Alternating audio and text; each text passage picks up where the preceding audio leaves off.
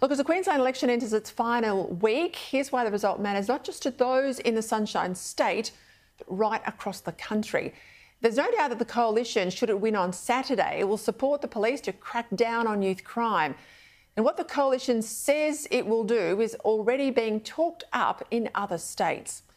Equally too, there'll be no more talk of treaties in Queensland should the LNP win, or rewriting our history as a story of shame. But it's on energy that a Crisafulli government will be nationally significant. Even though modern life absolutely depends on affordable and reliable electricity, for the past decade and a half, our power system has been run primarily to reduce emissions rather than deliver affordable power. By promising to keep Queensland's coal-fired power stations open for as long as needed, Crisafulli will start to restore some sanity to the energy system.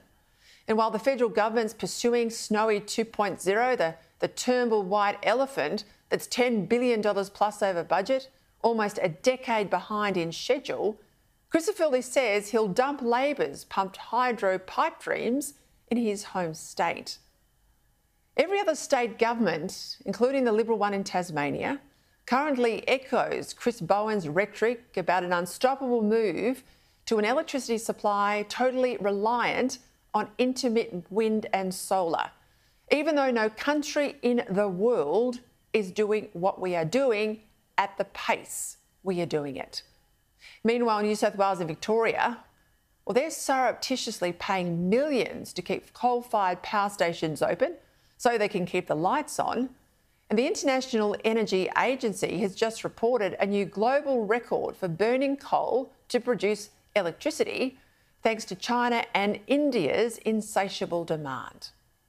The target Bowen set in government in order to meet Labor's 82% renewables by 2030 target, that's the installation of 22,000 new solar panels every single day, 40 large wind turbines every single month, and at least 10,000 kilometres of new transmission lines in just 7 years.